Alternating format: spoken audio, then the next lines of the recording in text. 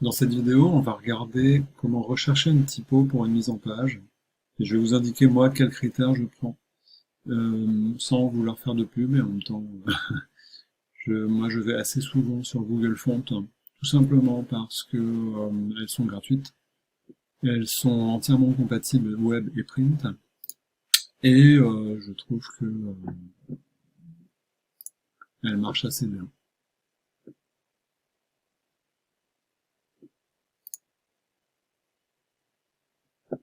Voilà, donc quand je me retrouve sur Google Fonts, l'intérêt aussi, c'est qu'on peut filtrer. Alors un petit rappel dans cette vidéo, hein, quand on est sur du print, des documents imprimés, pour le petit texte, le texte courant, on va privilégier du texte à empattement, c'est-à-dire ce qu'on appelle dans Google, en tout cas du serif. Donc l'empattement, ça veut dire que vous avez des petites barres en bas des lettres. Ça se lit beaucoup mieux pour du document imprimé. Et pour les documents imprimés, moi, pour les titres, je vais plutôt prendre des typos bâtons, donc des typos sans empattement.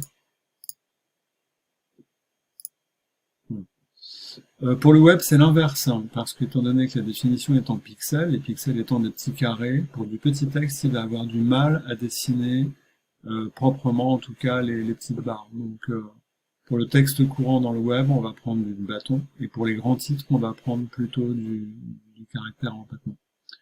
Ensuite, moi, quand je fais une recherche dans Google, ce que je vais privilégier, en dehors du style et du dessin de la typo, c'est le nombre de styles. Et en principe, j'en mets, bon, souvent minimum 8 ou 9. Voilà. Pourquoi? Ben parce que tout simplement, ça va me permettre d'avoir beaucoup de styles différents. Voilà, les styles sont là.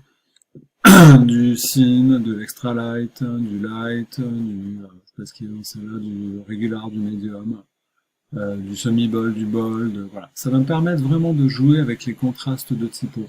À l'inverse, si je prends une typo qui n'a que 4 styles, admettons un bold, un regular, un ital et un romain, ça va pas me permettre de jouer de façon agréable et variée. Voilà. Une fois que j'ai sélectionné ma typo, bah, tout simplement je la download ici. Puis il va me télécharger un petit fichier zip que je vais pouvoir installer. Voilà pour les typos Google.